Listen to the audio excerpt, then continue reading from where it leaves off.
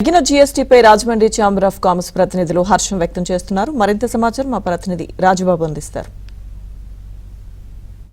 కేంద్ర ప్రభుత్వం జీఎస్టీని తగ్గించింది. అంటే గతంలో 4 స్లాబులుగా ఉన్న జీఎస్టీ ప్రస్తుతం 2 స్లాబులుగా తగ్గించింది. అంటే ప్రస్తుతం 5%, 18% జీఎస్టీ ఉండడం వల్ల 400 వస్తువులపై పన్ను భారం తగ్గుతుంది, పేద మధ్యతరగతి ప్రజలకి ప్రయోజనం చేకూరుతుంది అనేది ప్రభుత్వం చెప్తుంది. దీనికి సంబంధించి ఉభయ గోదావరి జిల్లాల వాణిజ్య రాజధాని అయిన రాజమహేంద్రవరంలో ఇక్కడ ఛాంబర్ ఆఫ్ కామర్స్ ప్రతినిధులు ఉన్నారు, వర్తకులు ఉన్నారు. మనం వాళ్ళతో మాట్లాడి జీఎస్టీ 2 స్లాబులుగా తగ్గించడం వల్ల వాళ్ళకి ఏ విధమైన ప్రయోజనం చేకూరుతుంది అనేది కూడా మనం వాళ్ళతో మాట్లాడే ప్రయత్నం చేద్దాము.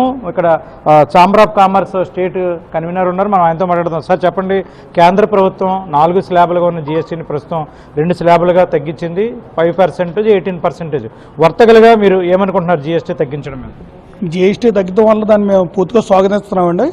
ఇది దీనివల్ల రాబోయే రోజుల్లో పేద మధ్యతరగతి వాళ్ళకి కూడా చాలా లాభదాయకమైన విషయం.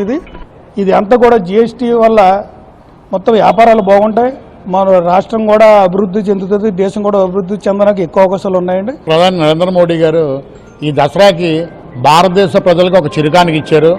18% ఉన్న వస్తువుల్లో చాలా మటుకు నిత్యావసర వస్తువులు ఉన్నాయి. మధ్యతరగతి కుటుంబానికి అవసరమైన ఏసీలు కానీ, ఫ్రిడ్జ్లు కానీ, అలాగే నిర్మాణ రంగానికి అవసరమైన ఇనుము కానీ, సిమెంట్ కానీ తదితర వస్తువులపై 18% నుంచి 5% తేవడం వల్ల ఇది మధ్యతరగతి కుటుంబ ప్రజలకి చాలా అందుబాటులో ఉంటుంది.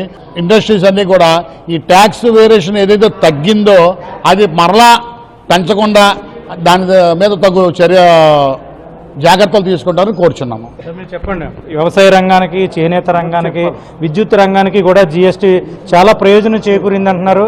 జీఎస్టీ తగ్గడం వల్ల సామాన్య మానవులు అలాగే వ్యాపారస్తులు కూడా ఈ వర్తక రంగం గురించి కానీ, లేకపోతే చేనేత రంగం గురించి కానీ, లేకపోతే విద్యుత్ రంగం గురించి కానీ అన్ని రకాలుగానే మేము చాలా సంతోషంగా ఉన్నాము. లక్షల ఇళ్ళు నిర్మాణం చేస్తున్నది.